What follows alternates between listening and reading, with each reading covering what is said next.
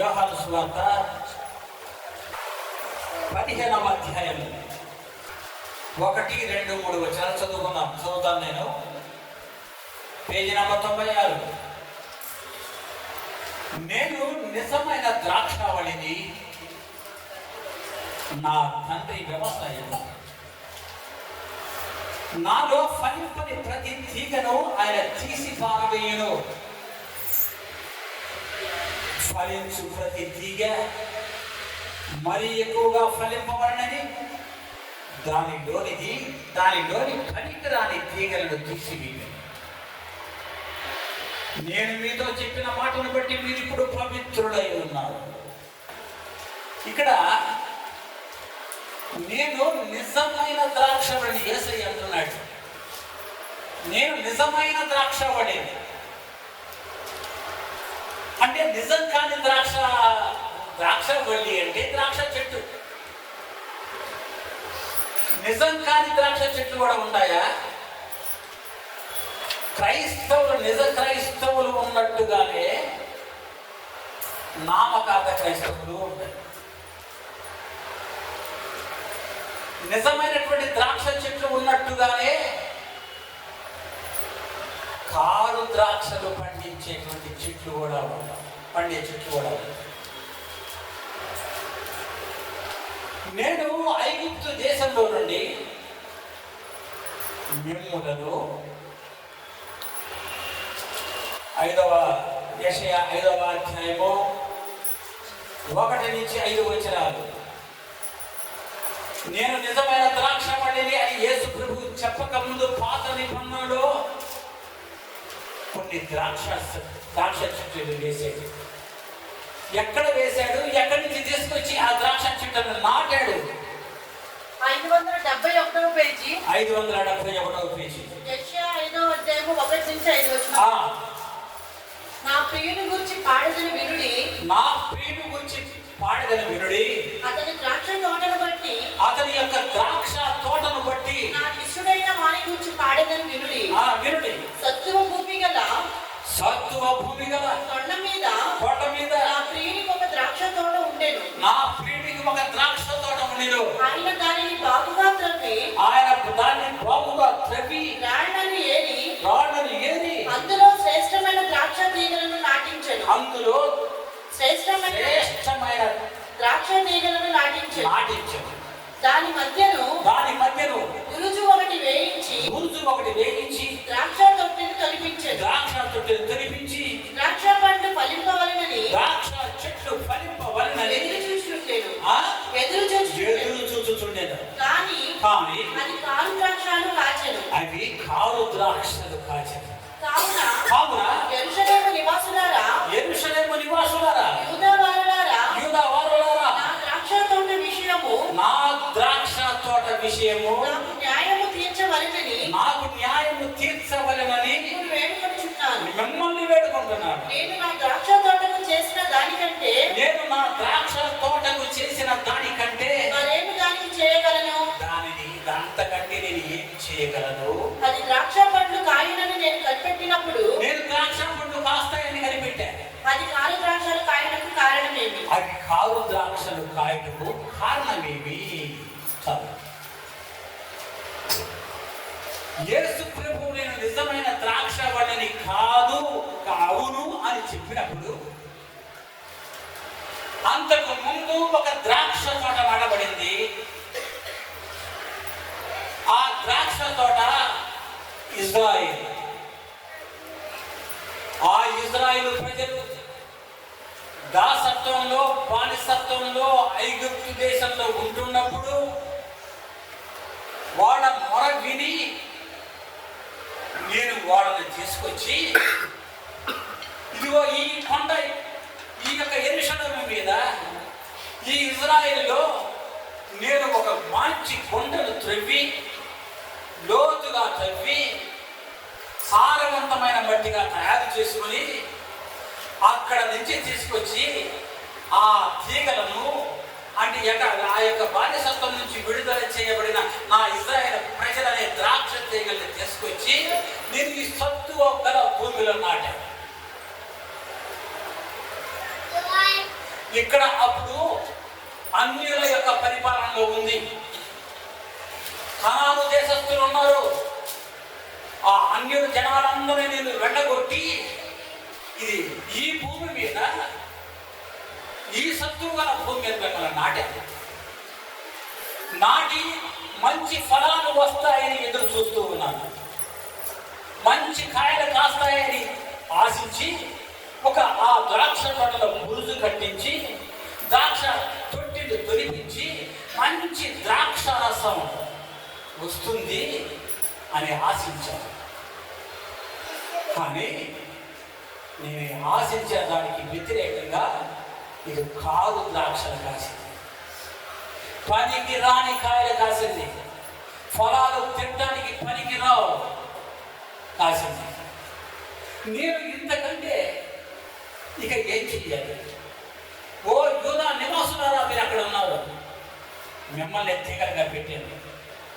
ఓ యెరూషలేము వాళ్ళారా, మిమ్మల్ని ఆ తోటలో ద్రాక్ష తీగలు నాటి, తీగలుగా నాటి ఏం చేయమంటారు? మీరే సాక్ష్యం, మీరే న్యాయం చెప్పండి. ఇంతకంటే చర్యలకి ఏమైనా ఉందా? ఇన్ని రకాలుగా తీసుకొచ్చి మిమ్మల్ని ఇక్కడ నాటితే మీరు పనికిరాని జీవితాలు జీవిస్తూ, పాపంలో జీవిస్తూ, మీ హృదయం అంతా కలుషితమై నాకు వ్యతిరేకమైన జీవితం జీవిస్తూ ఉన్నారు. నేను ఏం చేయాలి? ఎవరు అడుగుతున్నాడు?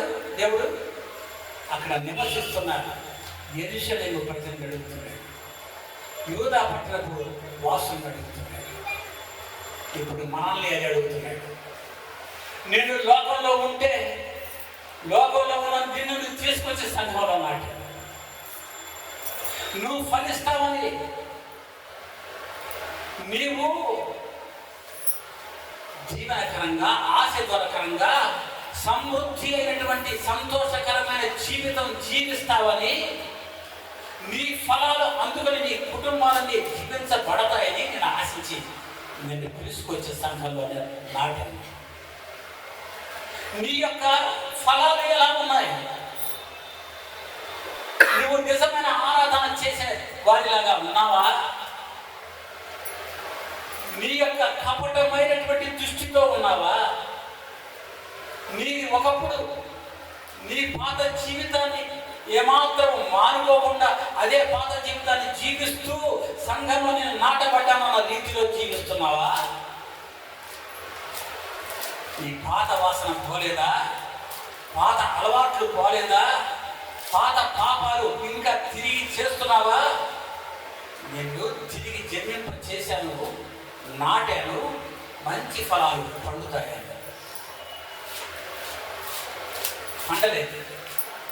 అందుకనే మిమ్మల్ని నేను మీకోసం నిర్ణయించబడిన ఆ సత్తువ కలిగినటువంటి ఆ ఇజ్రాయెల్ దేశం నుంచి శత్రు రాజ్యాలు మీ మీద దాడి చేసి నాశనం చేసేంత వరకు, మిమ్మల్ని అక్కడి నుంచి తరివేంత వరకు నేను చూస్తూ ఉంటాను. మొత్తం తరిమి వేయబడ్డాడు. ఆ యెరూషలేము నాశనం చేయబడింది. మనకి ఎందుకు చెప్తున్నాడు అంటే, నువ్వు ఫలించకపోతే, నేను ఫలించకపోతే చివరికి పట్టే గతి అలాంటిది. ఏంటి ఫలించడం అంటే? ఏంటి ఫలించడము అంటే? రెండు రకాల ఫలాలు ఉంటాయి. ఒకటి, దేవుని నమ్మి విశ్వసించి బాప్తిసం తీసుకున్నావు, ఇక్కడి నుంచి పరిశుద్ధంగా జీవిస్తానని తీర్మానం చేసుకుంటావు. నువ్వు పరిశుద్ధ ఆత్మను పొందుకున్న వ్యక్తివి.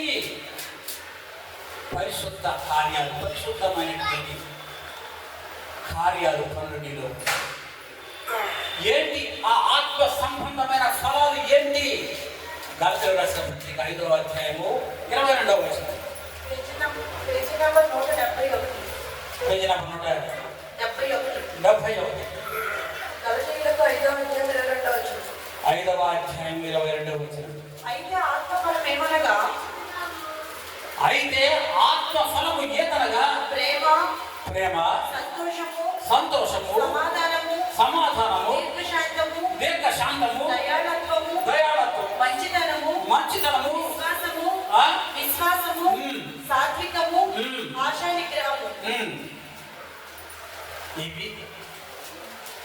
నీవు మంచి ఫలాలు ఫలించే ద్రాక్ష చెట్టుగా ఉండాలి అంటే యేసు ప్రభు నేను నిజమైన ద్రాక్షవల్లిని,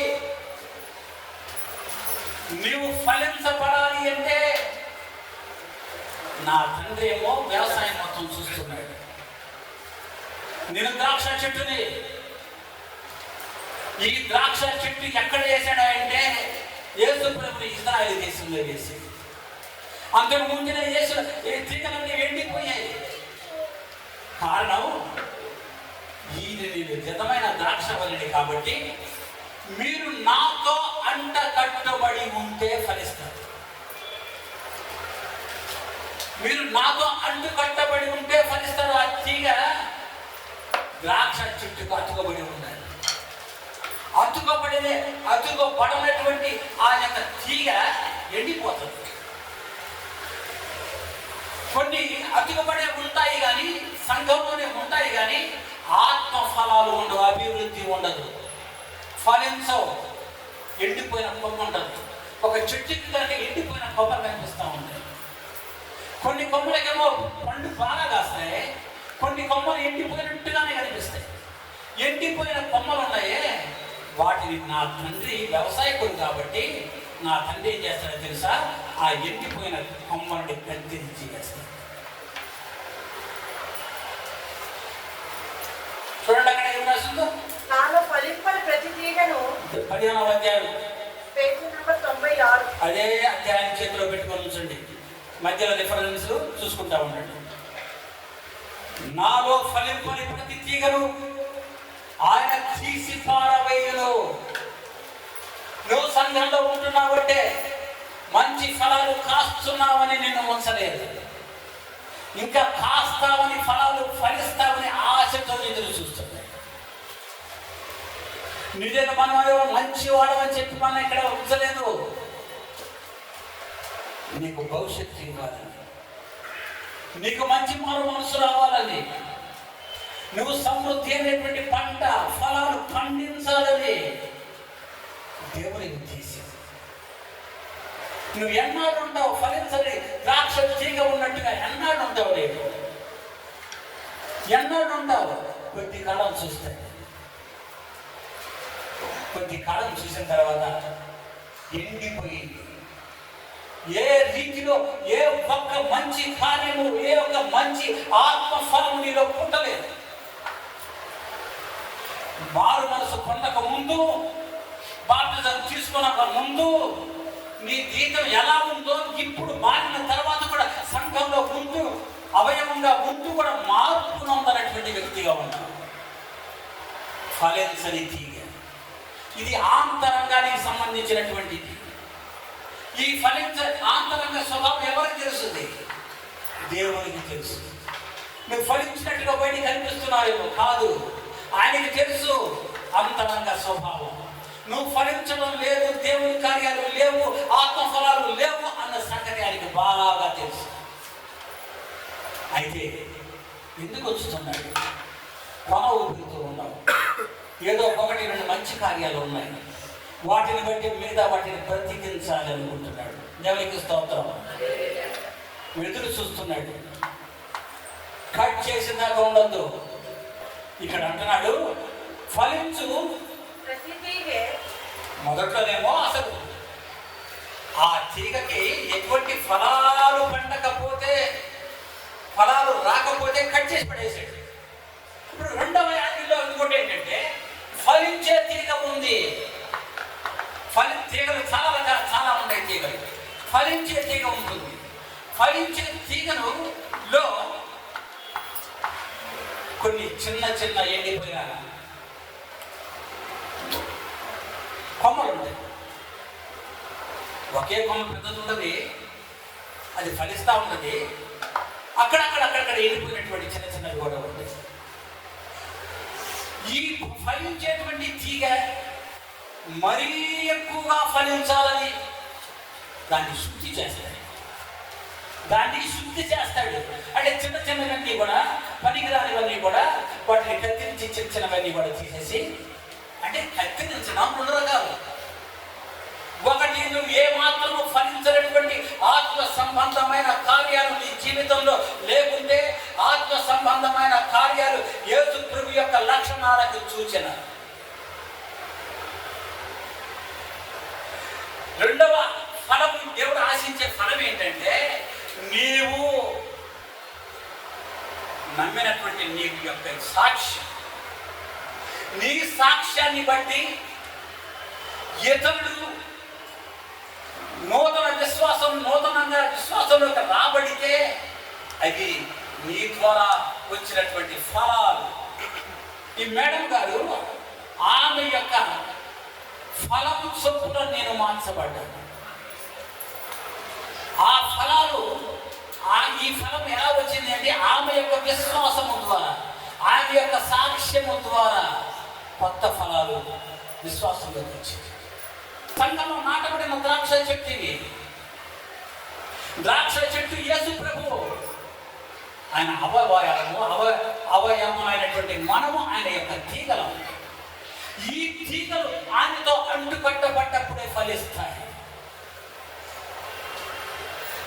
ఆయనలో ఉన్నటువంటి ఆ ఆత్మ సంబంధమైనటువంటి ఆ రసం ఉందే, ఆత్మ జలం ఉందే, ఆ జీవ నది ఉందే, ఆ తీగలకు ప్రవహించినప్పుడు మాత్రమే అవి ఫలిస్తాయి.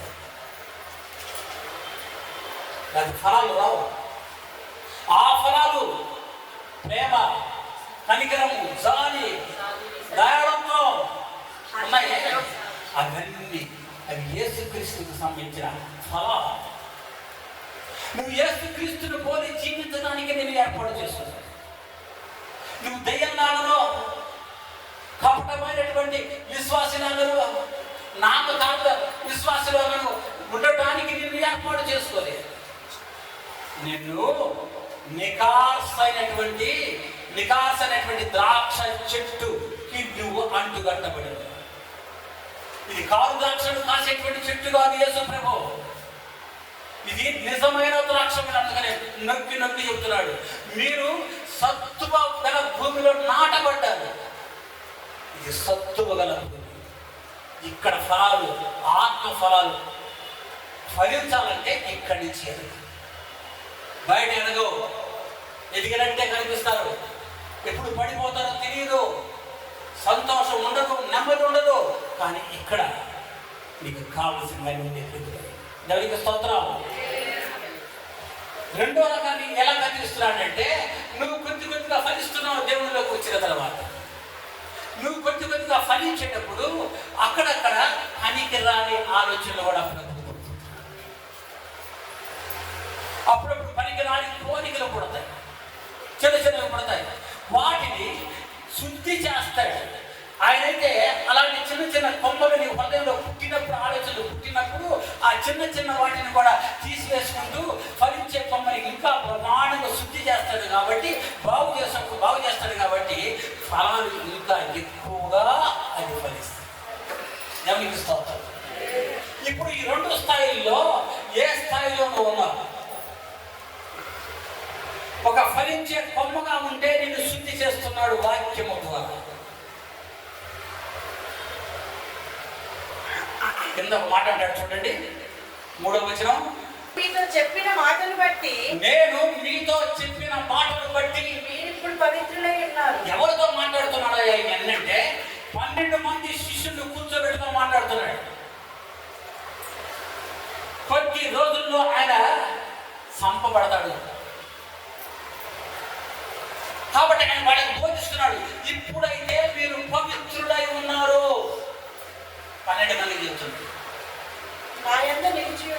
అంటే అర్థం ఏంటి అంటే, ఇప్పుడు మీరు పవిత్రులై ఉన్నారు అని 12 మంది శిష్యులతో ఎలా చెప్పగలుగుతున్నాడు అంటే, ఈ 12 మంది శిష్యులను తన బోధ వినిపించాడు, తన వాక్యం, దేవుడి యొక్క వాక్యం వినిపించాడు, పరిశుద్ధులుగా మార్చబడ్డారు. వాళ్ళు శిష్యనికం చేస్తున్నారు, బాప్తిజం తీసుకున్నారు. కాబట్టి ఇప్పుడు మీరు పవిత్రులే. 12 మందిని ఏమంటున్నాడు? మీరు పవిత్రులే. ఎందుకు? వాక్యాన్ని బట్టి, నా బోధను బట్టి. మీరు ఒక దేశానుసారంగా మీరు బాప్తిజం తీసుకున్నారు కాబట్టి, మీరు కడగబడ్డారు కాబట్టి, మీ పాపములన్నీ క్షమించబడ్డాయి కాబట్టి మీరు ఇప్పుడు పవిత్రులే. దేవునికి స్తోత్రం. మీరు ఇప్పుడు పవిత్రులే అని కూడా చెప్తున్నాడు. మీరు కూడా పవిత్రులే, ఒక్కడు తప్ప. మీ 12 మందిలో ఒక్కడు తప్ప అందరూ పవిత్రులే. ఎవరు ఆ ఒక్కడు? ఇస్కరియోతు. నన్ను పట్టించబోయేవాడు ఉన్నాడే వాడు. అంటే అర్థము, ఇప్పుడు ఈ ఫలించటి కొమ్మల్లో 12 కొమ్మలు 12 కొమ్మల్లో 11 కొమ్మలు ప్రమాణంగా ఫలిస్తున్నాయి. ఆయన ఎందుకు బోధ నిలిచి ఉన్నాయి, ఆయన యొక్క వాక్యం ముందు నిలిచి ఉన్నాయి. ఆయన అనుసరిస్తున్నారు, ఆయనని పాటిస్తున్నారు. మీరందరూ పవిత్రుడే, ఒక్కడు మాత్రం బోధ వింటున్నాడు, వాక్యం వింటున్నాడు, కానీ వాడు అంటుగట్టబడి లేదు. దేవునికి స్తోత్రం. వాడు నాకు అంటుగట్టబడలేదు. వాడి ఆలోచనలు వేరు, వాడి యొక్క బుద్ధి వేరు, వాడి యొక్క ఆశయం వేరు. నన్ను పట్టించాలని, నాకు ద్రోహం చేయాలని ఎంతమంది ఉన్నారు ఇక్కడ? దేవుని నామాన్ని అడ్డు పెట్టుకొని ఇంకా ద్రోహం చేస్తూ, మిగతా వాడిని ద్రోహం చేస్తూ, మోసపరుస్తూ, మాయమాటలు చెబుతూ ఉన్నటువంటి మార్పు నొందని ఇస్కరియోతు యూదా లాంటి వాళ్ళు ఇక్కడ ఎంతమంది ఉన్నారు? అది ఇక్కడ దేవుడు మనతో మాట్లాడుతున్న విషయం. అలాంటి వాళ్ళు ఉంటే ఇస్కరియోతు యూదా ఏమయ్యాడు? సంఘంలో ఉన్నాడు, ఏమయ్యాడు? ఉరి వేసుకుని తరుగా ఆత్మహత్య చేసుకుంది. నాకు అక్కడ రాయబడి ఉంటుంది, నాలో మీరు నిలిచి ఉండండి, మీలో నేను నిలిచి ఉంటా, అప్పుడు నా ఉపదేశానుసారము మీ హృదయంలోకి వస్తాయి. మీరు పవిత్రుడు, పాపం చేయరు, అబద్ధం ఆడరు, ద్రోహం చేయరు, విమనస్సులుగా ఉండరు. కాబట్టి మీరు నాకు వేరుగా ఉండి ఏమీ చేయలేదు. దేవునికి స్తోత్రం. మీరు అనుకుంటారు నా ప్రేమ లేకుండా అలా ఉండొచ్చు, ఆ స్థితిలో ఉండొచ్చు, అలా ఎదగొచ్చు, అలా ఉండొచ్చు. మీ కోరికలు ఏమైనా ఉండొచ్చు, ఎంతగా అభివృద్ధి చెందుతున్నట్టు అయినా కనిపించవచ్చు. 12 మంది లాగానే 11 మంది లాగా తీసుకునే యోధా కూడా అద్భుత కార్యాలు చేశాడు, దెయ్యాన్ని మొదలుకొట్టాడు, స్వస్థతలు చేశాడు, మీద 11 మంది లాగానే చేశాడు, తేడా కనిపించాల. కానీ చివరికి అంతరంగం చెప్తాను, నాకు వేరుగా ఉండి మీరు ఏమి చేయలేదు. వేరుగా ఉన్నాడు, ఏం చేశాడు? ఆత్మహత్య చేశాడు. కాబట్టి అక్కడ కింద రాయబడింది, మీరు నాకు వేరుగా ఉండి ఏమీ చేయలేదు. 5వ వచనం, ద్రాక్షవల్లిని నేను, తీగలు మీరు. తీగలంటే ఎవరు? ఆ చెట్టు కాసిన ఇశ్రాయేలు ప్రజలు కాదు, యూదా ప్రజలు కాదు. ఇప్పుడు సంఘంలో ఉన్నటువంటి నూతనంగా ఇప్పుడు యేసుక్రీస్తునందు తండ్రి కుమార పరిశుద్ధాత్మ నామంలో బాప్తిజం పొందుకున్నటువంటి మీరు నా అవయవములు. వాడు కాదు, మీరు ఆ అవయవాలంటే. నా యందు నిలిచి ఉండెను, నేను ఎవరి యందు నిలిచి ఉండెనో వాడు బహుగా ఫలించును. వాడు మాత్రమే బహుగా ఫలిస్తాడు. ఎవరు నా యందు నిలిచి ఉండునో అంటే అర్థం ఏంటి? ఎవరు నా ఆజ్ఞలు పాటించునో, ఎవరు నా యొక్క వాక్యానుసారమైనటువంటి జీవితాన్ని, నా మాటలను బట్టి జీవిస్తారో వారు బహుగా ఫలిస్తారు. నిలిచి ఉండటం అది యేసు ప్రభువు చెప్పినట్టుగా మన హృదయంలో ఉంటే, వాటి ప్రకారం జీవిస్తూ ఉంటే, ఆ వాక్యం ఎక్కడ ఉంది అంటే హృదయంలో ఉన్నప్పుడు. వాక్యమే యేసు ప్రభువు కాబట్టి ఆయన మన హృదయంలోనే ఉంటాడు. మన హృదయంలో ఉన్నాడు అంటే ఆయన మనలో, మనం ఆయనలో ఉన్నాం. బహుగా ఫలిస్తాం. ఫలించడం అంటే దీవెనలు, ఆశీర్వాదాలు. ఎలాంటి దీవెనలు, ఆశీర్వాదాలు అంటే భౌతిక సంబంధమైన ఆశీర్వాదాలే కాదు, ఆత్మ సంబంధమైనటువంటి దీవెనలు, ఆశీర్వాదాలు. ఇందాక చెప్పుకున్న లిస్ట్ ఉందే, అవి కూడా ఉంటాయి. అవి పొందుకున్నటువంటి వాడు పరలోకంలో చేర్చబడతాడు. అవి పొందుకున్న వాడు భూమి మీద జీవించినప్పుడు భూలోక సంబంధమైన కూడా పొందుకుంటాడు. దీనికి ప్రాధాన్యత ఇచ్చి దానికి పోకపోతే ఇద్దరితో కథం. అంతేకాదు, ఇప్పుడు నా వాక్యము మీలోను, మీ నా యొక్క బోధ మీలోను, నేను మీలోను, నాలో మీరు కనుక ఉంటే జరిగేది ఏంటో తెలుసా? ఇది యేసు క్రీస్తుని పోలి జీవించినట్టుగా మనం ఉంటాం కనుక ఇప్పుడు జరిగేది ఏం జరుగుతుంది అంటే 7వ వచనం, మీరును మీ యందు నా మాటలను నిలిచి ఉండిన యెడల ఆయన ఉండాలి. విని వెళ్ళిపోయేవాడు కాదు ఆదివారం నాడు, మిగతా 6 రోజులు పాటించిన వాడు కాదు. ఆయన కావాల్సింది అలాంటి వాడు కాదు. మీకేది ఇష్టమో అడుగుడి. అలా కనుక నా ఆజ్ఞలు పాటించేవాడైతే మీకు ఇష్టమైంది ఏంటో అది మీకు అనుగ్రహింపబడును. అది మీకు అనుగ్రహించబడదు. దేవునికి స్తోత్రం. నీకు ఇష్టమైంది ఏదో అడగండి. నీకు ఎప్పుడు నీకు ఆ హక్కు వచ్చిందండి, నా యందు యేసు ప్రభువు ఉన్నాడు, ఆయన చెప్పిన బోధ నాలో ఉంది, ఆయన మాట చొప్పున నేను జీవిస్తున్నాను, ఆయన హృదయంలో ఉన్నాడు. నా హృదయంలో ఉన్న వాడిని అడగడం కంటే ఎవరిని అడుగుతాం?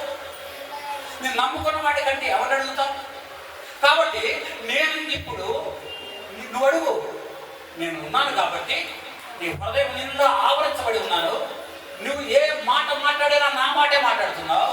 నువ్వు ఏ కార్యం చేసినా నీ చెప్పిన మాటను బట్టి నువ్వు కార్యాలు చేస్తున్నావు. నీ చిత్తం ఏదైతే ఉందో ఆ చిత్తం నా చిత్తమైనట్టుగానే నువ్వు ఆ చిత్తమైనటువంటి పని మాత్రమే చేస్తున్నావు. నువ్వు వేరుగా ఏమీ చేయటం ఆలోచించడం లేదు, ఆ పని చేయటం లేదు. నేను చెప్పినట్టే చేస్తున్నావు కనుక ఇప్పుడు నీ ఇష్టం వచ్చింది ఏంటో. నీకు ఫుల్ రైట్ అడిగే హక్కు, ధైర్యంగా అడిగే హక్కు ఎప్పుడు వచ్చింది? ఆయన నీలో ఉన్నప్పుడు. అడుగు, నీ ఇష్టం వచ్చింది అడుగు. నీ ఇష్టం వచ్చిందంటే లోక సంబంధం అడుగుతావో, కుటుంబ పరంగా అడుగుతావో, పరలోక సంబంధమైన అడుగుతావో, నీకు ఇష్టం వచ్చినవి ఏమడుగుతావో. పాటించకుండా నాకు ప్రార్థన చేయండి, నాకు ప్రార్థన చేయండి, నాకు ప్రార్థన చేయండి. జ్వరానికి ప్రార్థనే, దగ్గుకి ప్రార్థనే, నొప్పికి ప్రార్థనే పోతాయి. కఠినమైన సమస్యకు ప్రార్థన చేయించుకోకూడదని చెప్పడం లేదు. నీ స్థాయి ఎదగాలి, ఆత్మీయ స్థాయి ఎదగాలి, ప్రార్థన చేసే స్థాయికి ఎదగాలి. ప్రార్థన చేయించుకునే స్థాయిలోని మనకు కావడం. నీకు ఆ హక్కు వచ్చింది, నీ ఇష్టం వచ్చింది ఏదో అడగమనే హక్కు నీకు వచ్చింది కదా. డైరెక్ట్గా నీకు ఆ హక్కు ఇచ్చినప్పుడు నువ్వు ఆయన అడగలేక ఆయన అడిగే ధైర్యం ఎందుకు లేదు నీకు? కారణం ఏంటి? నువ్వు విన్నవి పాటించాలి. ఆయన నీలో లేడు. ఆ ఆజ్ఞలు పాటిస్తే ఆయన ప్రేమించినట్టు, ఆయన ప్రేమిస్తే ఆయన ఆజ్ఞను పాటించినట్టు, విధేయత చూపించినట్టు, ఆ కండిషన్ ఫుల్ఫిల్ చేసినప్పుడు మాత్రమే నీవు ఏమడుగుతావో అడగవాలి. ఏమి లేకుండా ఇష్టానుసారమైనటువంటి ప్రార్థన, అవి కలుగులుగాక, సంబంధమైన కలుగులుగాక, వివాహాలు కలుగులుగాక, ఉద్యోగం వచ్చునుగాక, లిస్టే లిస్టు. ఆ యొక్క షాప్ దగ్గరికి వెళ్ళి కనుక వెచ్చాల లిస్ట్ ఇచ్చినట్టుగా ఇవి కావాలి ఇచ్చే సాయంత్రం కట్టగడితే చేసుకెళ్ళిపోతామని డబ్బులు ఇచ్చేది ఇస్తామన్నాం. అలా లిస్టు కాదు. నీ ఆత్మతృప్తి కోసం చేసే పనులు ఇవి, నీ విశ్వాసాన్ని బట్టి చేసే కార్యాలు కావు. నీకు ఇష్టం ఏదో కావాలంటే ముందు ఆయన ప్రేమించు, ఆయన ఆజ్ఞను అనుసరించు, ఆయన మాటలను నీలో ఉంచుకో. ఆయన నీలో ఉంటాడు.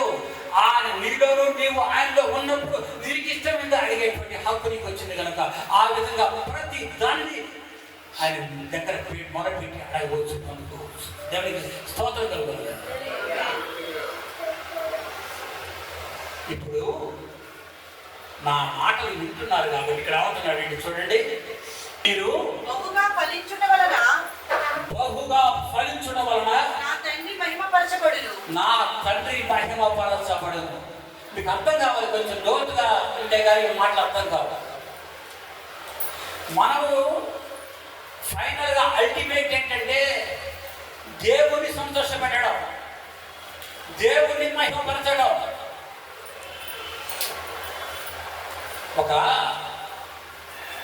మీరు ఎవరైతే ఒక గురువు గారు ఉన్నారంటే టీచర్,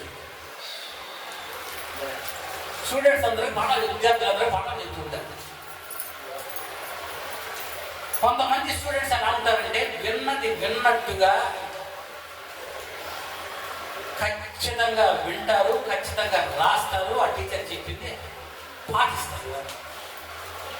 100% ఇక తల్లిదండ్రులు చెప్పిన ఏ మాట అనవాడు అంత గుడి నమ్మకం ఉండదు. వారిని ఏమంటాం? నిజమైన శిష్యులు అంటాం. ఎవరైతే ఫాలోవర్స్ అవుతారో వాళ్ళు ఎవరవుతారు? శిష్యులు అవుతారు. ఎప్పుడైతే శిష్యుడు ఒక ఉన్నత స్థితికి ఎదిగిన తర్వాత, ఒక ఉన్నత స్థితికి వచ్చినప్పుడు, నేను ఆ శిష్యుడు నేను పలానా ఆయన దగ్గర శిష్యరికం చేశాను, ఆయన మా గురువు అని చెప్తాను. అంతేనా కదా? గురువు గారు ఏమంటారంటే నా శిష్యుడు కలెక్టర్ అయ్యాడు, లేక ఒక మంచి డాక్టర్ అయ్యాడు, ఒక మంచి పొజిషన్లో ఉన్నాడు అని గర్వంగా చెప్పుకుంటాడు. అంటే శిష్యరికం చేయాలి అంటే మనం ఇక్కడ ఏమంటున్నాడు? ఇంకో మాటలు ఏమంటాడంటే మీరు శిష్యులు నాకు శిష్యులై ఉన్నారు అంటే. మీరు శిష్యులు అయినప్పుడు ఎలాంటి శిష్యులు? దొంగ శిష్యులు ఉంటారు, అవునా? మంచి శిష్యుడు ఆ గురువు గారు చెప్పిన మాటల్లో ఉంటారు, పాటిస్తారు, వృద్ధిలోకి వస్తారు, ఉన్నత స్థితికి చేస్తారు. శిష్యులని గొప్పగా చెప్తారు. శిష్యుడు ఎప్పుడైతే మా గురువు గారు అని చెప్పుగారు ఆ గురువు గారికి చెప్తాడో అతను మహిమపరచబడ్డాడు. గురువు గారికి పేరు ప్రఖ్యాతలు తీసుకురావడం అంటే అంతకుముందు ఎప్పుడైతే వీళ్ళు ఉన్నత శ్రేణికి వెళ్ళారో, ఉన్నత శ్రేణికి వెళ్ళిన తర్వాత ఆ గురువు గారు హెచ్చింపబడ్డారు. చేస్తే అలాంటి గురువు దగ్గర శిష్యుడికి చేయాలరా అనిపించేలా ఎదిగాడు. అది మహిమపరచబడ్డం అంటే. యేసుక్రీస్తు మరణించినప్పుడు మహిమపరచబడ్డాడు, ఆయన పునరుద్ధానమైనప్పుడు మహిమపరచబడ్డాడు. ఒక విత్తనము భూమిలో వేసినప్పుడు చనిపోయి విత్తనం మొలకెత్తినప్పుడు దేవుడు మహిమపరచబడ్డాడు. అది దేవుడి యొక్క సృష్టి. ఆ విత్తనం చనిపోయిన విత్తనంలో నుంచి జీవము గల ఒక మొక్క బయటికి వచ్చింది అంటే ఎలా వచ్చింది? దేవుడు మహిమపరచబడ్డాడు. దేవుడు ఎంత గొప్పవాడు అని నోటి ద్వారా పలికే అంతగా ఆ చెట్టు ఎదిగింది. దేవునికి స్తోత్రం. నువ్వు బహుగా ఫలించడం వలన నా తండ్రి సంతోషించు, నా తండ్రి మహిమపరచబడ్డాడు. నువ్వు ఎప్పుడైనా యేసు ప్రభువుని మహిమపరిచావా? మహిమపరిచి ఉంటారు కదా, నిన్ను ఆయన మహిమపరుస్తాడు. ఎలాగంటే నీవు నీ స్థితి ఏంటి మాటలు తీసుకోకముందు ఒక మంచివాడుగో ఒక చెడ్డవాడుగో అయి ఉండొచ్చు, ఒక పాపాల వాడిగా ఉండవచ్చు, ఒక లోకంలో కింద స్థాయిలో జీవించి ఉండవచ్చు, ఆధ్యాత్మికంగా నశించిపోయిన వాడిగా ఉండవచ్చు, దేవుడు అంటే వ్యతిరేకమై ఉండవచ్చు. కానీ ఇన్ని అవలక్షణాలు ఉన్నా నిన్ను దేవుడు ఏదో ఒక దాని ద్వారా నిన్ను ఎవరో ఒక మంచి సాక్ష్యం ద్వారా, ఎవరో ఒక సాక్ష్యం ఫలించడం వల్ల ఆ సాక్ష్యం ద్వారా ఒక నూతన విశ్వాసగా మారి వచ్చావు. చూసావా?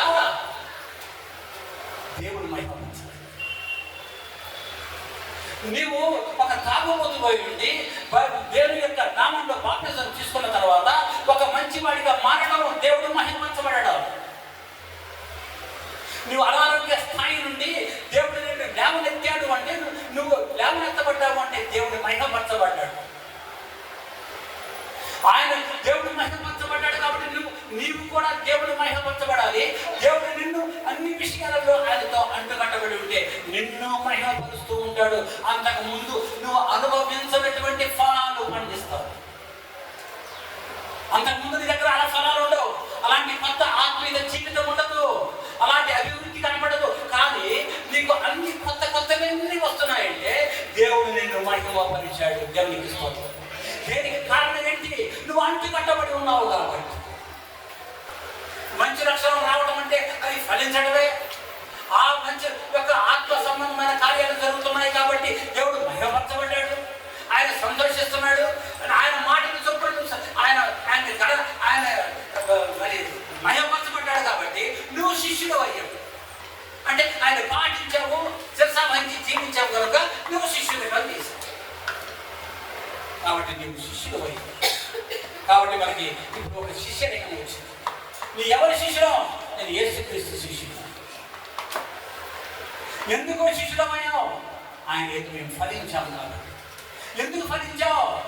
ఆయన ఆజ్ఞలను అనుసరించి జీవించాను, ఆయన ప్రేమించాను కాబట్టి, నేను నమ్ముతున్నాను కాబట్టి, అనుసరిస్తాను కాబట్టి నేను శిష్యరికం చేయడానికి ఇష్టపడుతున్నాను, ఆయన అనుసరించడానికి ఇష్టపడుతున్నాను, ఆయనతో ఉండడానికి ఇష్టపడుతున్నాను. అది శిష్యరికం.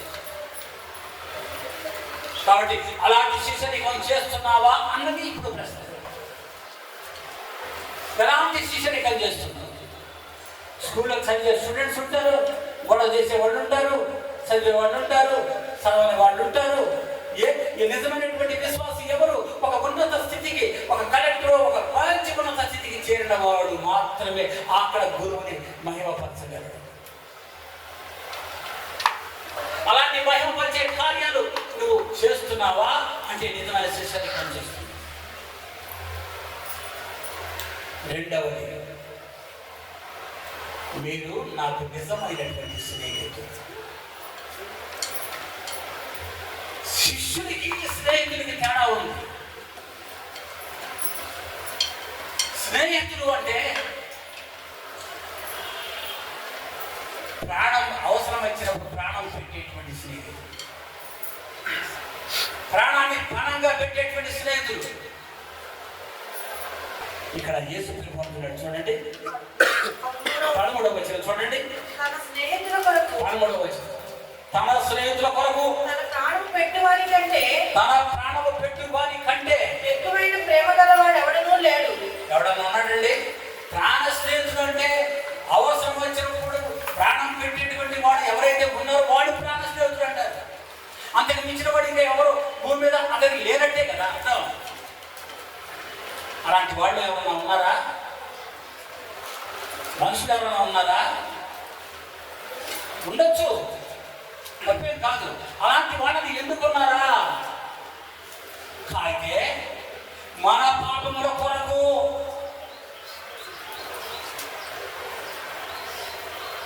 ఒక మన జీవించడం కొరకు శిలువలో ప్రాణం పెట్టి రక్తాన్ని కాల్చి వెల చెల్లించి మన కొరకు చెల్లించాడు. చూసారా? ఆయన మన కొరకు ఉన్నటువంటి ప్రాణ స్నేహితుడు. ఆయన ప్రాణ స్నేహితుడు. లోకంలో ఉండొచ్చేమో కానీ ప్రాణ స్నేహితులు రక్తం పెట్టి ప్రాణం పెట్టి ఇచ్చేంత ప్రాణ స్నేహితులు ఉండరు. కొంతవరకు చేస్తారేమో తప్ప. ఈయనైతే అలాంటి స్నేహితుడు కాదు, ప్రాణం పెట్టిన స్నేహితుడు. నా పాపులకు ప్రాణం పెట్టిన స్నేహితుడు. నిన్ను నన్ను లేపడానికి జీవం చేయడానికి ప్రాణం పెట్టిన స్నేహితుడు. కాబట్టి ఇలాంటి స్నేహితుడు మరొకడు ఎక్కడ దొరకదు. దేవునికి స్తోత్రం. కాబట్టి ఇప్పుడు యేసయ్య అంటున్నాడు కదా, మీరు నా స్నేహితులు అని పిలుస్తున్నారు. నేను మీకు ఆజ్ఞాపించు వాటిని చేసిన ఎందుకు స్నేహితులు అయ్యాడైనా చెప్పమ్మా. నేను మీకు ఆజ్ఞాపించు వాటిని చేసిన యెడల మీరు నాకు స్నేహితులయ్యుందురు.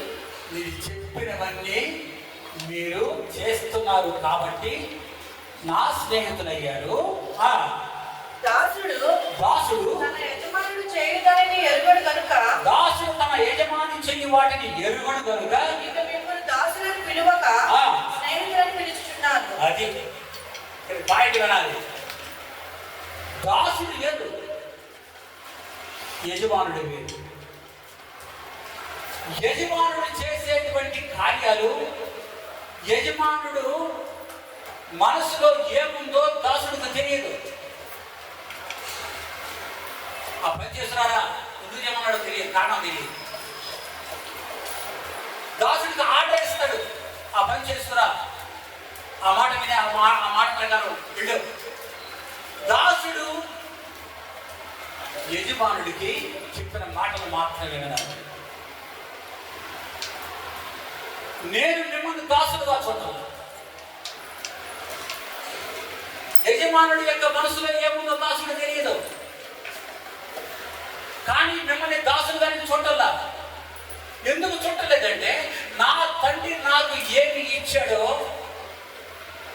ఏమి బోధించాడో, ఏ కార్యాన్ని చేసి చూపించమన్నాడో, నేను టిటో ఆయన చెప్పినవన్నీ ఏటు చెట్టు మీకు నేను బోధించి ఉన్నాను, చేసి చూపించి ఉన్నాను. ఏ దాపరకం లేదు. అందువల్ల నేను ప్రాణ స్నేహితుడు. దేవునికి స్తోత్రం. నేను ప్రాణ స్నేహితుడు అవ్వాలంటే నేను యజమానుడిగా ఉండకూడదు, నేను దాసుడిగా ఉండకూడదు. నాలో ఏముంది అనేది ఏ సీక్రెట్ ఇది అక్కడ రాసిన చూడండి. దాసుడు తన యజమానుడు చేయడానికి ఎరుగుడు కనుక ఇక మిమ్మల్ని దాసుడని పిలువక స్నేహితులని పిలుచుచున్నాను. నేను స్నేహితులని పిలుస్తున్నాను. ఇప్పుడు స్నేహితులైపోయాం. ఎందుకనగా నేను నా తండ్రి వలన వినిన సంగతులన్నిటినీ నా తండ్రి వలన వినిన సంగతులన్నీ మీకు తెలియజేసి మీరు నన్ను ఏర్పరచుకోలేదు. నా తండ్రి వలన తెలిసిన సంగతులన్నీ చెప్పేశాను. నా హృదయంలో ఏమున్నాయో మొత్తం చెప్పేశాను. నా హృదయంలో దాపరికాలు ఏమీ లేవు. అంటే అర్థం ఏంటి? నేను అంతగా మిమ్మల్ని ప్రేమించాను కాబట్టి ఏటు చెట్టు నా తండ్రి చెప్పినవన్నీ మీకు చెప్పి ఉన్నాను. అలా పంచుకున్నాను కాబట్టి ఇప్పుడు నా స్నేహితులను మిమ్మల్ని పిలుస్తున్నాను. యజమానుడు నాకు దాచిపెట్టుకొని ఉంటే నేను మీ స్నేహితుడు కాదు. ఏం జరుగుతాయో, ఏం ఉన్నాయో, ఎలా ఉన్నాయో, అది ఎలా ఉందో పనులకు మొత్తం మీకు చెప్పి అయిపోయింది. ఇందుకని నేను నమ్మిన వారికి, నా ఆజ్ఞలు చొప్పున జీవించిన వారికి, ఆజ్ఞలు పాటించిన వారికి, నన్ను ప్రేమించినందుకు, నాకు విధేయత చూపించినందుకు మీరు అందరూ నాకు ప్రాణ స్నేహితులయ్యారు.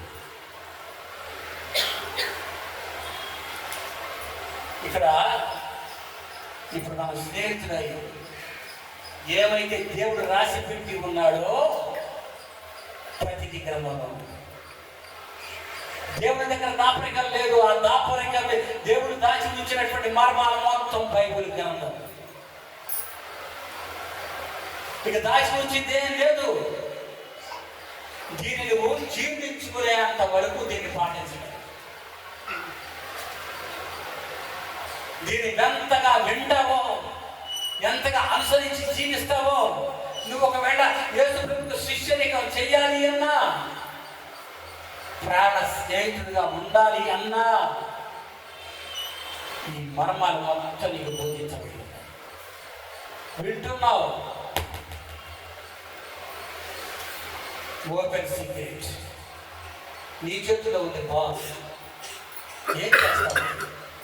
ఇంకా మాట చెప్తున్నారు, చెప్పండి. తర్వాత 16వ వచనం, మీరు నన్ను ఏర్పరచుకొనలేదు, మీరు నా పేరిట తండ్రిని ఏమి అడుగుదురో, మీరు నన్ను ఏమి ఏర్పరచుకోవాలి, నా తండ్రి పేరిట మీరు ఏమి అడుగుదురో అది ఆయన మీకు అనుగ్రహించినట్లు. అడిగేదేంటో ఎవరి పేరుతో అడగాలి? యేసుక్రీస్తు నామంలో అడుగుతున్నాము తండ్రి. ప్రార్థన అదే కదండి. పరలోకపు తండ్రి అని మొదలుపెట్టి ప్రతి అంశాన్ని మనం మనవి చేసి చివరిలో ఏమంటాం?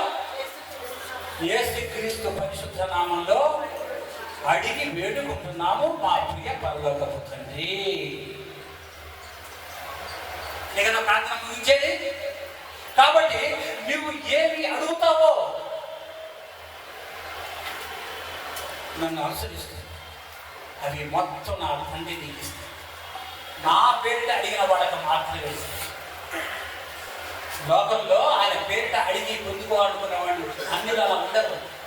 ఆయన పేరు ఉచ్చరించడానికి కూడా ఇష్టపడరు బయట కదా. యేసు నీకు క్రీస్తున్నామంటే ఒక విరోధమైన నామంగా భావిస్తారు. కానీ నీకు దేవుడి దగ్గర నుంచి దీవెనలు ఆశీర్వాదాలు పొందుకోవాలి అంటే, అడిగి పొందుకోవాలంటే ఈయన ద్వారా మాత్రమే అర్హత. ప్రాణం పెట్టాడు కాబట్టి ఈయన ద్వారా అర్హత. ఈయన దగ్గర శిష్యరికం చేసావు కాబట్టి ఈయన ద్వారానే మార్గం, ఒకరి ద్వారా మార్గం లేదు. ఆయన లేకుండా ఏ ప్రార్థన చేస్తే వేస్ట్. మీరు నన్ను ఏర్పరచుకోలేదు. మనల్ని ఏర్పరచుకున్నాడండి ఆయన. మిమ్మల్ని ఏర్పరచుకోలేదు, కానీ దేవుడు నా నామములో అడిగితే ఇస్తానంటున్నాడు.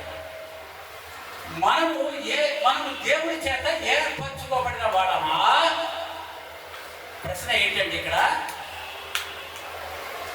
ముందుగా దేవుడు నేను ఏర్పాటు చేసుకున్నాడా, లేక నువ్వే యేసు ప్రభుని ముందుగా ఏర్పాటు చేసుకున్నాడు? ఇది కావాలి, ఇది తెలియాలి ముందు కదా. నీవు దేవుడిని ముందు ఎంచుకున్నావా? నేను దేవుడిని ముందుగా ఎంచుకున్నవాడు ఎంతమంది చెబుతారండి? ఒక్కరు ఉన్నారు. అబ్రహాము దేవత విగ్రహాన్ని అమ్ముకుంటూ పోయేటువంటి అబ్రహాముని, అన్యుడిని దేవుడు స్వరమెత్తి పిలిచి, ఓ అబ్రహాం అని స్వరమెత్తి పిలిచి, నీ దేశము నుండి, నీ బంధువర్గము నుండి, నీ మొత్తం వదిలిపెట్టి నేను చూపించబో కనాను దేశానికి నేను నడిపిస్తాను. పాలు తేనెలు ప్రవహించే దేశానికి నేను నడిపిస్తాను. నిన్ను ఆకాశ నక్షత్రముల వలె నేను దీవించి ఆశీర్వదిస్తాను. ఎవరు ఏర్పరచుకున్నారు? ముందు ఎవరు పిలుచుకున్నారు? దేవుడే పిలిచాడు. అబ్రహాము దేవుని ఎన్నుకోలేదు, ఎంచుకోలేదు. నాకు కావాలయ్యా నువ్వు దేవుడు అడగలా. దేవుడే అబ్రహాము నాకు కావాలి అని అడిగాడు. ముందుగా దేవుడు అబ్రహాముని ఎంచుకున్నాడు, దీవింప చేయడానికి, ఆశీర్వదింప చేయడానికి వెళ్తున్నాడు. వచ్చిన వాడు నమ్మకంగా ఆయన మాటల చొప్పున నడిచాడు కాబట్టి ఈనాడు ఆకాశ నక్షత్రం లాగా అబ్రహాము సంతానంగా మనం మిగిలి ఉన్నాం. దేవునికి స్తోత్రం. మనం అబ్రహాము సంతానాన్ని విశ్వాసం నుంచి పుట్టినటువంటి వాడు మన అబ్రహాము సంతానం. మోషే ఐగుప్తు రాజ్య కుమారుడుగా ఉన్నప్పుడు హెబ్రీయుడైన మోషే ఆ యొక్క అరణ్యంలో పశువులు కాస్తూ ఉన్నప్పుడు, తన గొర్రెల మందని కాస్తున్నప్పుడు యెహోవా స్వరం వినిపించాడు. మోషే, నిన్ను నేనే ఎంచుకుంటున్నాను. నా ప్రజలైన ఇశ్రాయేలు లక్షల మందిని ఐగుప్తు నుంచి తీసుకొచ్చే నాయకుడు నీవే. నిన్ను ఎందుకుంటున్నాను? నేను కాదయ్యా, అరుగుండు కాదయ్యా, నీ నత్తివాడినయ్యా, నీ పనికిరాని వాడినయ్యా. కాదు, నిన్ను నేను ఎంచుకున్నాను, నేను ఏర్పాటు చేసుకున్నాను అంటే లోబడ్డాడు. లక్షలాది మంది ప్రజలు కనాను దేశానికి చూపించారు. దానికి స్తోత్రం. దావీదు దేవుడి ముందు ఏర్పాటు చేసుకున్నాడా? మనం ఊహిస్తాడండి, గొర్రెలు కాసేటువంటి కాపరి చిన్న ఇంటిలో కనిష్ఠుడైన వాడు, అన్నలు మంచి సూరత్వాన్ని కలిగి సైనికుల్లో ఉన్నవాడు, ఆజానుబాహుడు. దేవుడు పిలుచుకున్నాడు, నేను రాజుగా చేయబోతున్నాను. ఊహిస్తానండి. ఇందాక మనం మొదలు చదువుకున్నాం, ఎవరి పెంట కొప్పుల మీద ఉన్నవాడిని లేవనెత్తువాడు, దరిద్రుడుగా ఉన్నవాడిని ఆకాశముల మీదికి రాజులు ప్రధానులు కూర్చునే చోటకి హెచ్చించబడు వారుగా మారుస్తాను అంటున్నాడు. చూసారా, ఇదే మార్చడం అంటే. ఆయన ఎన్నుకుంటే నువ్వు ఏ స్థితిలో ఉన్నా ఆ స్థితికి లేకపోతాడు. ఆయన ఎన్నికలో ఆయన పిలుచుకుంటాడు. ఆయన పిలుచుకున్నానికి గుర్తు ఏంటంటే, నువ్వు లోకంలో ఉన్నవాడికి పిలిచి గుర్తు పెట్టుకోలేదా? ఇదే ఆయన నువ్వు ఏర్పాటు చేసుకున్న దానికి, ఎంచుకున్న దానికి గుర్తు ఇది. వేరే గుర్తులు రావు. దేవుడు నిన్ను ఎంచుకొని నిష్ఠోరించాడు. ఒక అబ్రహాముని, ఒక మోషేని, ఒక దావీదుని, ఒక సొలొమోనుని, ఒక యోసేపుని, ఒక ఎంతమంది పరిశుద్ధ గ్రంథంలో ఉన్నారండి. వాళ్ళు ఊహించిన స్థాయి నుంచి ఒక స్థాయికి ఉన్నతమైన స్థితికి తీసుకొచ్చాడండి. ఆయన ఏర్పరచుకున్నాడు కాబట్టి, ఆయన మాటలు విన్నారు కాబట్టి, ఆయన అనుసరించి జీవించారు కాబట్టి ఆ స్థితిలో వారు ఆశీర్వదించబడ్డారు. నేను కూడా ఆ స్థితికి ఆత్మ సంబంధమైనవిగా భూ సంబంధమైనవిగా జీవించి ఆశీర్వదించబడాలంటే ఒకటి మాటలు పాటించడానికి ఇష్టపడ్డాను, ఆయన అనుసరించి జీవించడానికి ఇష్టపడ్డాను, ఆయన ప్రేమించడానికి ఇష్టపడ్డాను. ఆ తండ్రి కుమారుడు ప్రేమించినట్టుగానే నేను మిమ్ములు శిష్యులైనటువంటి మిమ్ములను, స్నేహితులుగా ఉన్నటువంటి మిమ్ములను, ఏర్పరచుకున్నటువంటి మిమ్ములను నేను ప్రేమిస్తున్నాను. దేవునికి స్తోత్రం కలుగుతుంది. స్థాయి మీకు మనకి వాక్యం ఉంటుంటే మన స్థాయి ఏ స్థాయికి ఎదుగుతుందో, ఆత్మీయంగా ఎదుగుతుందో అర్థం చేసుకోగలగాలి. స్థాయి మారుతుంది. ఈ వారం ఈ స్థాయిలో మనం ఒక ఉన్నత స్థితికి తీసుకొచ్చి నెక్స్ట్ ఇంకొక ఉన్నత స్థితికి దేవుడు తీసుకెళ్ళిపోతాడు. నిన్ను అలా అలా అలా అలా నిన్ను బహుగా ఫలించడం వల్ల నా తండ్రి మహిమపరచడం. దేవునికి స్తోత్రం. ఇది దేవుని యొక్క కోరిక, ఆశయం. దీనికి మనం చేయాల్సినటువంటి ఆజ్ఞ ఒకటే ఉంటుంది. 17వ వచనంతో చూస్తున్నాం. మీరు ఒకరినొకరు ప్రేమింపవలెనని ఈ సంగతులను మీకు ఆజ్ఞాపించుచున్నాను. అది ఎందుకు చెప్తున్నానంటే, నేను ఇప్పుడు నా తండ్రిని ప్రేమించినట్టుగా మీరు నన్ను ప్రేమించినట్టుగా మీరు ఒకరినొకరు ప్రేమించుకోండి, ఆదరించుకోండి, మంచి మారు మనసును కలిగి జీవించండి, మంచి ఫలాలు పండించండి. ఈ ఆత్మ ఫలాలు 2 రకాలు.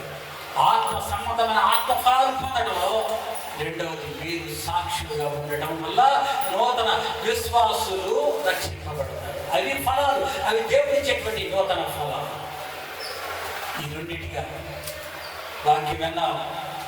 మరి ఎంతమందికి ఎలా అర్థమైంది నాకు తెలియదు. మన ఆత్మీయ స్థితి మాత్రం ఒక స్థితికి ఎదగడానికి దోహదం చేశాడని భావిస్తున్నాం, విశ్వసిస్తున్నాం. చెప్పిన వాక్యాన్ని క్రమపరుచుకొని రాసుకొని చదివి చదివి చదివి చదివి ఒకసారి చదివితే అర్థం కాదు, 2 సార్లు చదివితే అర్థం కాదు.